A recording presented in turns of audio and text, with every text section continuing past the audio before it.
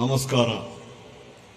ಇವತ್ತು ಇಂತಹ ಒಂದು ಯೋಜನೆಗೆ ಬಹುಶಃ ಕರ್ನಾಟಕ ರಾಜ್ಯದ ರೈತರ ಒಂದು ಮುಖದಲ್ಲಿ ಇವತ್ತು ಒಳ್ಳೆಯ ಒಂದು ಪ್ರಕಾಶ ಕೊಡುವಂತಹ ಯೋಜನೆ. ಇವತ್ತು ನಮ್ಮ ನೆಚ್ಚಿನ ಮುಖ್ಯಮಂತ್ರಿಯವರು, ಬಹುಶಃ ಜನಪ್ರಿಯ ಮುಖ್ಯಮಂತ್ರಿಯವರು ಮತ್ತು ಈ ಯೋಜನೆಗಳಿಗೆಲ್ಲ ಕಾರಣಭೂತರು ಬಿಟ್ರೆ ಅದು ನಮ್ಮ ಮುಖ್ಯಮಂತ್ರಿಯವರು, ನಮ್ಮ ಸಚಿವ ಸಂಪುಟದ ಎಲ್ಲ ಸದಸ್ಯರುಗಳು ಸಂಪೂರ್ಣವಾದ ರೈತರ ಹೆಸರಿಗೆ, ರೈತರಿಗೆ ಇವತ್ತು ಕಾರ್ಯಕ್ರಮ ಮಾಡ್ತೀನಿ ಅಂತ ಬಿಟ್ರೆ ಇಡೀ ನಮ್ಮ ಪಕ್ಷ, ನಮ್ಮ ಸರ್ಕಾರ, ನಮ್ಮ ಮುಖ್ಯಮಂತ್ರಿಯವರು, ನಮ್ಮ ಉಪಮುಖ್ಯಮಂತ್ರಿಯವರು ಎಲ್ಲರೂ ಸೇರಿ ಇವತ್ತು ಒಮ್ಮತದಿಂದ ಈ ಒಂದು ತೀರ್ಮಾನವನ್ನು ಮಾಡಿದ್ದೀವಿ. ಬಹುಶಃ ಈ ಕಾರ್ಯಕ್ರಮ ಕೇಂದ್ರ ಸರ್ಕಾರದವರು ಪ್ರಧಾನಮಂತ್ರಿ ಕುಸುಮ್ ಸಿ ಯೋಜನೆಯನ್ನ 1919ನೇ ಇಸ್ವಿಯಲ್ಲಿ ಅದನ್ನು ಪ್ರಕಟಣೆ ಮಾಡಿದರೂ ಸಮೇತ 2021ನೇ ಇಸ್ವಿಯಲ್ಲಿ ಸುಮಾರು 3.5 ಲಕ್ಷ ರೈತರ ಪಂಪ್ ಸೆಟ್ಗಳಿಗೆ ಕುಸುಮ್ ಸಿಯಲ್ಲಿ ಕರೆಂಟ್ ಕೊಡಬೇಕೆಂಬುದಾಗಿ ಯೋಜನೆಯನ್ನು ಕರ್ನಾಟಕ ಸರ್ಕಾರಕ್ಕೆ ಕೊಟ್ಟಿತ್ತು. ಆದರೆ ಕಾರಣಾಂತರದಿಂದ ನಮ್ಮ ಈ ಸರ್ಕಾರ ಬಂದ ಮೇಲೆ ನಾವು ಹೋಗಿ ನೋಡಿದರೆ ಬಹುಶಃ ಅದನ್ನ ಇನ್ನೂ ಪ್ರಾರಂಭ ಮಾಡಿರಲಿಲ್ಲ. ಅದಕ್ಕೋಸ್ಕರವಾಗಿ ನಾನು ಮತ್ತು ನಮ್ಮ ಇಂದಿನ ಪ್ರಧಾನ ಕಾರ್ಯದರ್ಶಿಗಳು ಗೌರವ್ ಗುಪ್ತಾ ಅವರು ಇಲ್ಲಿದ್ದಾರೆ. ನಾವು ಅಂದಿನ ಕೇಂದ್ರ ಸಚಿವರ ಹತ್ರ ಹೋಗಿ ಅವತ್ತು ಭೇಟಿ ಮಾಡಿ ಇದಕ್ಕೆ ತಾವು ಈ ರಿನ್ಯೂವಲ್ ಮಾಡಿಕೊಡ್ಬೇಕೆಂಬುದಾಗಿ ಹೇಳಿದಾಗ ಸುಮಾರು ಹೆಚ್ಚಿಗೆ ಆವತ್ತಿದ್ದದಕ್ಕಿಂತ ಸುಮಾರು ಹೆಚ್ಚಿನ ಒಂದು ಇದನ್ನ ಮಾಡಲಿಕ್ಕೆ ಅವರು ಅನುಮತಿಯನ್ನು ಕೊಟ್ಟಿದ್ದರು. ನಮ್ಮ ಮುಖ್ಯಮಂತ್ರಿಯವರು ಅದನ್ನ ರಾಜ್ಯ ಸಂಪುಟ ಸಭೆಯಲ್ಲಿಟ್ಟು ನಮಗೆ ಅದಕ್ಕೆ ಅನುಮತಿಯನ್ನು ಕೊಟ್ಟು ಈ ಚಾಲನೆಯನ್ನು ಮಾಡುವಂತ ಕೆಲಸಗಳನ್ನು ಮಾಡಿದ್ದೀವಿ. ಬಹುಶಃ ಇದೊಂದು ಮಹತ್ವಾಕಾಂಕ್ಷಿ ಯೋಜನೆ ಆಗಿದ್ದು ಸುಮಾರು 2400 ಮೆಗಾವಾಟ್ ಈ ಪ್ರಥಮ ಬಾರಿಗೆ ಈಗ ಮಾಡುವಂತ ಕೆಲಸಗಳನ್ನು ಮಾಡಿದ್ದೀವಿ. ತಮ್ಗೆ ಗೊತ್ತಿರುವಂಗೆ ಇದಕ್ಕೆ ನಮ್ಮ ಸಬ್ ಸ್ಟೇಷನ್ಗಳು ಬೇಕಾಗಿದೆ. ಕೃಷಿಗೆ ಯಾವ ಸಬ್ ಸ್ಟೇಷನ್ಗಳಿದೆ ಅದನ್ನ ಗುರುತು ಮಾಡಿ ನಮ್ಮ ಕೆಪಿಟಿಸಿಎಲ್ ಅವರು ಸಮೇತ ನಮ್ಮ ಪಂಕಜ ಪಾಂಡೆ ಅವರು ಇರ್ಬೋದು, ಎಲ್ಲ ಎಸ್ಕಾಂ ಎಂಡಿಗಳು, ಅಧ್ಯಕ್ಷರುಗಳು ಆಸಕ್ತಿ ವಹಿಸಿ ಇವತ್ತು ಈ ಕಾರ್ಯಕ್ರಮಗಳನ್ನು ಪ್ರಾರಂಭ ಮಾಡ್ತಾ ಇದ್ದಾರೆ. ಬಹುಶಃ ನಾವು ಇವತ್ತು ಗೌರಿಬಿದನೂರಲ್ಲಿ ಈ ಕಾರ್ಯಕ್ರಮ ಮಾಡಬೇಕಾದ್ರೆ ನಮ್ಮ ಮುಖ್ಯಮಂತ್ರಿಗಳು ಅದಕ್ಕೆ ಕಾರಣ. ಯಾಕಂದ್ರೆ ಬಿಟ್ರೆ ಕೋಲಾರ ಜಿಲ್ಲೆ ನೀರಾವರಿದ ಅವಶ್ಯಕತೆ ಇದೆ, ಪಂಪ್ ಸೆಟ್ಗಳಲ್ಲಿ ಬೇಕಾಗಿದೆ ಎಂಬ ಉದ್ದೇಶದಿಂದ ಇವತ್ತು ಗೌರಿಬಿದನೂರಲ್ಲಿ ನಮ್ಮ ಡಿಸ್ಟ್ರಿಕ್ಟ್ ಇನ್ಚಾರ್ಜ್ ಮಿನಿಸ್ಟರ್ ಇದ್ದಾರೆ ಡಾಕ್ಟರ್ ಸುಧಾಕರ್ ಅವರು. ಬಹುಶಃ ಸುಧಾಕರ್ ಅವರು ಭಾರಿ ಆಸಕ್ತಿಯನ್ನು ವಹಿಸಿದ್ದಾರೆ. ಅದೇ ರೀತಿಯಲ್ಲಿ ಇವತ್ತು ನಮ್ಮೊಟ್ಟಿಗೆ ನಮ್ಮ ರಾಜೇಗೌಡರು ಇದ್ದಾರೆ. ಬಹುಶಃ ಅವರು ಕಡೀಲ್ದು ಚೇರ್ಮನ್ ಆಗಿದ್ದಾರೆ, ಅದೇ ರೀತಿ MLA ಆಗಿದ್ದಾರೆ, ಕಡೀಲ್ ಚೇರ್ಮನ್ ಆಗಿದ್ದಾರೆ. ಅದೇ ರೀತಿಯಲ್ಲಿ ಇವತ್ತು ಅವರು ಸಮೇತ ಆಸಕ್ತಿಯನ್ನು ವಹಿಸಿಕೊಂಡಿದ್ದಾರೆ. ಬಹುಶಃ ನಾನು ಒಂದು ಮಾತು ಹೇಳ್ತೀನಿ, ಇವತ್ತು ಸಾಕಷ್ಟು ಜನ ಎಲ್ಲರೂ ಇವತ್ತು ನಮಗೆ ಸಹಕಾರ ಕೊಡ್ತಾ ಇದ್ದಾರೆ. ಅದರಲ್ಲಿ ಸಮೇತ ಇವತ್ತು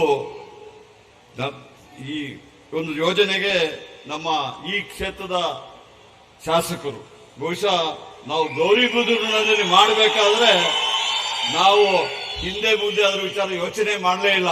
ಯಾಕೆಂದ್ರೆ ನನ್ಗೆ ಗೊತ್ತಿದೆ ಕುರುಸ್ವಾಮಿಗೌಡರು ಶಕ್ತಿವಂತರು, ಡಿಸ್ಟ್ರಿಕ್ಟ್ ಇನ್ಚಾರ್ಜ್ ಮಿನಿಸ್ಟರ್ ಶಕ್ತಿವಂತರಿದ್ದಾರೆ. ಅದೇ ರೀತಿಯಲ್ಲಿ ನಮ್ಮ ಶಿವಶಂಕರ್ ರೆಡ್ಡಿ ಅವರು ನನ್ನ ಸಹೋದರಿಗಳಾಗಿದ್ದರು. ಇಂಥ ಎಲ್ಲರೂ ಇರುವಾಗ ಈ ಯೋಜನೆಯನ್ನ ಇಲ್ಲಿ ಪ್ರಾರಂಭ ಮಾಡಿದ್ದೀವಿ. ಯಾಕೆಂದ್ರೆ ಹೇಳಿದ್ರೆ ಬಹುಶಃ ಇದನ್ನು ಇಡೀ ರಾಜ್ಯದ ಜನ ನೋಡ್ತಾ ಇದ್ದಾರೆ. ಇವತ್ತು ನಮ್ಮ KH ಪಾಟೀಲ್ ಅವರು ಸಮೇತ ಈ ಒಂದು ಇದರಲ್ಲಿ ಸಮಾರಂಭದಲ್ಲಿ ಭಾಗವಹಿಸಿದ್ದಾರೆ. ಬಹುಶಃ ವಿಡಿಯೋ ಕಾನ್ಫರೆನ್ಸ್ ಮೂಲಕ ಭಾಗವಹಿಸಿದ್ದಾರೆ. ಅದಕ್ಕೆ ನಾನೇನು ಹೇಳ್ತಾ ಇದ್ದೀನಿ, ನಾವು ಮುಖ್ಯಮಂತ್ರಿಯವರು ಇದು ಮಾಡಿದರೆ ಇಂಥ ಒಳ್ಳೆ ಯೋಜನೆಗೆ ಇಡೀ ರಾಜ್ಯದಲ್ಲಿ ಜನ ನಮ್ಮ ಎಲ್ಲರೂ ಮುಂದೆ ಬಂದುಬಿಟ್ಟು, ಶಾಸಕರು ಮುಂದೆ ಬಂದುಬಿಟ್ಟು ಎಲ್ಲೆಲ್ಲಿ ಕುಸುಮ್ ಸಿ ಯೋಜನೆಯನ್ನ ಇವತ್ತು ಮಾಡಬೇಕೆಂಬುದಾಗಿ ಹೇಳ್ತಾ ಇದೀವಿ. ಇವತ್ತು ನಾವು ಬರೀ ಈ ಇರುವ ಸಬ್ಸ್ಟೇಷನ್ ವಿಚಾರ ಮಾತಾಡ್ತಾ ಇದೀವಿ. ಒಂದೊಂದು ವರ್ಷಕ್ಕೆ ಈ ವರ್ಷ ಸುಮಾರು 100 ಸಬ್ಸ್ಟೇಷನ್ ಮಾಡ್ತಾ ಇದೀವಿ. ಅದೇ ರೀತಿಯಲ್ಲಿ ಮುಂದೆ ಬರೋ ದಿವಸಗಳಲ್ಲಿ ಹೆಚ್ಚಿಗೆ ಸಬ್ಸ್ಟೇಷನ್ಗಳನ್ನು ಮಾಡಿ, ಹೆಚ್ಚಿನ ಕಂಡಕ್ಟ್ ಲೈನ್ಗಳನ್ನು ಮಾಡಿ, ಹೆಚ್ಚಿನ ಈ ರೀತಿಯ ಯೋಜನೆಯನ್ನು ಮಾಡಿ ಬಹುಶಃ ರಾಜ್ಯ ಸರ್ಕಾರದ ಇವತ್ತು ಈ ಕೃಷಿ ಪಂಪ್ ಸೆಟ್ಗಳಿಗೆ ಸುಮಾರು 19,000 ಕೋಟಿ ರೂಪಾಯಿ. ನಿಮಗೆ ಆಶ್ಚರ್ಯ ಇರ್ಬೋದು, ನಮಗೆ 19,000 ಕೋಟಿ ರೂಪಾಯಿ ಇವತ್ತು ರೈತರಿಗೆ ಕೃಷಿ ಎಲೆಕ್ಟ್ರಿಸಿಟಿ ಸಬ್ಸಿಡಿ ಕೊಡ್ತಾ ಇದ್ದಾರೆ. ಅದು ಯಾವ ರೀತಿ ಸಬ್ಸಿಡಿ ಕೊಡ್ತಾರೆ ಅಂತ ಬಿಟ್ರೆ ನಮ್ಮ ಮುಖ್ಯಮಂತ್ರಿಯವರು ಇವರೆಲ್ಲ ಹೇಳ್ತಾರಲ್ಲ ಯೋಜನೆಗಳಿಲ್ಲ, ಕಾರ್ಯಕ್ರಮಗಳಿಲ್ಲ ಅಂತ ಬಿಟ್ಟು. ನಮ್ಮ ಮುಖ್ಯಮಂತ್ರಿಯವರು ಯಾವುದೇ ಯೋಜನೆ ಮಾಡಬೇಕಾದ್ರೆ ಅದನ್ನ ಬಡ್ಜೆಟ್ ಅಲ್ಲಿ ಪ್ರೊವಿಷನ್ ಮಾಡಿ ನಮ್ಮ ಎಸ್ಕಾಂಸಿಗೆಲ್ಲ 1 ತಿಂಗಳು ಮೊದಲೇ ಆ ದುಡ್ಡು ಬರುವಂತ ಕೆಲಸ ತಾವು ಮಾಡಿದಿರ ಸರ್.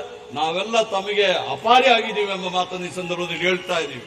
ಬೇರೆಯವ್ರ ಹಂಗೆ ಸುಮ್ಮನೆ ಘೋಷಣೆ ಮಾಡೋದು, ಆದ್ರೆ ದುಡ್ಡು ಇಡದೆ ಸಾಲ ಇಟ್ಟುಬಿಟ್ಟು ಬಿಲ್ಲು ಕೊಡದೆ ಹೋಗುವಂತ ಕೆಲಸ ನಮ್ಮ ಮುಖ್ಯಮಂತ್ರಿಗಳು ಮಾಡ್ತಾ ಇಲ್ಲ. ಅವರು ಎಲ್ಲದಕ್ಕೂ ಮಾಡ್ತಾ ಇದ್ದಾರೆ ಎಂಬ ಮಾತನ್ನು ಹೇಳಿ, ಬಹುಶಃ ಮೊನ್ನೆ ತಾನೇ ನಮ್ಮ ಇಂಧನ ಸಚಿವರು ಕೇಂದ್ರದವರು ಬಂದಿದ್ದರು. ಅವರು ನಮಗೆ ಆಶ್ವಾಸನೆ ಕೊಟ್ಟರು, ಏನಂತ ಬಿಟ್ರೆ ಒಳ್ಳೆ ಕಾರ್ಯಕ್ರಮವನ್ನು ಮಾಡಿ ಅಂತ. ನಮ್ಗೆ ಗೊತ್ತಿದೆ ಈ ಸ್ಮಾರ್ಟ್ ಮೀಟರ್ ವಿಚಾರದಲ್ಲಿ RDSS ಸ್ಕೀಮು ನಾವು ಅವ್ರಿಗೆ ಹೇಳಿದ್ವಿ, ಸರ್ ಎಲ್ಲಾ ಕಡೆಯಲ್ಲೂ ಸಮೇತ ತಾವು RDSS ಸ್ಕೀಮ್ ಮಾಡಿದಿರಾ, ನಮ್ಮ ಕರ್ನಾಟಕ ಮತ್ತು ತೆಲಂಗಾಣ 2 ರಾಜ್ಯದಲ್ಲಿ ಮಾತ್ರ RDSS ಸ್ಕೀಮ್ ಮಾಡಲಿಲ್ಲ. ಅದರಿಂದ ನಮಗೆ ಸ್ವಲ್ಪ ಹೊರೆ ಆಗ್ತಾ ಇದೆ. ಇವತ್ತು ಸ್ಮಾರ್ಟ್ ಮೀಟರ್ನ ಮಾಡಿ ಅಂತ ಹೇಳಿದವರೇ central electricity regulatory authority, Karnataka regulatory authority ಅವರೇ ಹೇಳಿದ್ರು. ಅದರ ಪ್ರಕಾರ ನಾವು ಈಗಾಗಲೇ ಮಾಡಿದ್ವಿ. ಅದು ಕೋರ್ಟ್ ಮುಂದುಗಡೆ ಇದೆ. ಕೆಲವರು ಆಪಾದನೆ ತಗೊಂಡು ಹೋಗಿದ್ದಾರೆ, ಅದಕ್ಕೆ ನಾನು ಅದರ ವಿಚಾರ ಹೆಚ್ಚಿಗೆ ಹೇಳುವುದಿಲ್ಲ. ಆದರೆ RDSS ಸ್ಕೀಮ್ ಬಂದ್ರೆ ಅದಕ್ಕೆ ಕೆಲವು ಸಲಹೆಗಳನ್ನ ಕೇಂದ್ರದಿಂದ ಕೊಟ್ಟಿದ್ದಾರೆ. ನಾವು ನಮ್ಮ ಮುಖ್ಯಮಂತ್ರಿಯವರೊಟ್ಟಿಗೆ ಕ್ಯಾಬಿನೆಟ್ ಅಲ್ಲಿ ಡಿಸ್ಕಸ್ ಮಾಡಿ ಅದಕ್ಕೆ ಪರಿಹಾರವನ್ನು ಕಂಡು ಆದಷ್ಟು ಬೇಗನೆ RDSS ಸ್ಕೀಮ್ ಅನ್ನು ತರುವಂತ ಕೆಲಸ ಮಾಡ್ತೀವಿ ಮಾತನ್ನು ತಮ್ಮಿಗೂ ಸಮೇತ ಹೇಳ್ತಾ ಇದೀವಿ. ಇದರಿಂದ ಇವತ್ತು ಯಾವ ಎಸ್ಕಾಮ್ಸ್ ಇದೆ ಅವರಿಗೆ ಮೂಲಭೂತ ಸೌಕರ್ಯವನ್ನು ಮಾಡಬೇಕಾದ್ರೆ RDSS ಸ್ಕೀಮ್ ಅಂದ್ರೆ 60% ಹಣ ಕೇಂದ್ರ ಸರ್ಕಾರದ ಬರ್ತದೆ. ನಾವು ಲೈನ್ ಮಾಡಲಿ, ಸಬ್ಸ್ಟೇಷನ್ ಮಾಡಲಿ, ಪ್ರತಿಯೊಂದಕ್ಕೆ ಬರ್ತದೆ. ಈಗ ನಮಗೆ ಇದು ಬರ್ತಾ ಇಲ್ಲ, ಅದನ್ನ ಬರುವಂಗೆ ಮಾಡ್ತೀವಿ. ಮತ್ತೆ ಸ್ಮಾರ್ಟ್ ಮೀಟರ್ ಇವತ್ತಲ್ಲ ನಾಳೆ ಇಡೀ ರಾಜ್ಯದಲ್ಲಿ ಎಲ್ಲಾ ಸ್ಮಾರ್ಟ್ ಮೀಟರ್ ಆಗ್ಬೇಕಂತ ಆದೇಶ ಕೊಟ್ಟಿದ್ದಾರೆ. ಇವತ್ತು ಏನಾಗಿದೆ ಅಂತ ಹೇಳ್ಬಿಟ್ರೆ ನಾವು ಯಾಕೆ ಮಾಡಲಿಲ್ಲ ಇಷ್ಟರವರೆಗೆ? ನಮ್ಮ ಲೋಕಲ್ ಬಾಡೀಸು, ನಮ್ಮ ಪಂಚಾಯತ್ ರಾಜ್ಯದಿಂದೆಲ್ಲ ಬಿಲ್ಲುಗಳು ಬಾಕಿ ಇತ್ತು. ಆಗ ಕೇಂದ್ರ ಸರ್ಕಾರದವರು RDSSಗೆ ಒಂದು ಕಂಡೀಷನ್ ಹಾಕಿದರು. ಏನಂತ ಹೇಳಿದ್ರೆ, ನೀವೆಲ್ಲಾ ಬಿಲ್ಲುಗಳನ್ನ ಅವರಿಗೆ ಕೊಟ್ಟ ಮೇಲೆ, ಎಸ್ಕಾಮ್ಸಿ ಕೊಟ್ಟ ಮೇಲೆ ನಾವು ಇದನ್ನು ಒಪ್ತೀವಿ.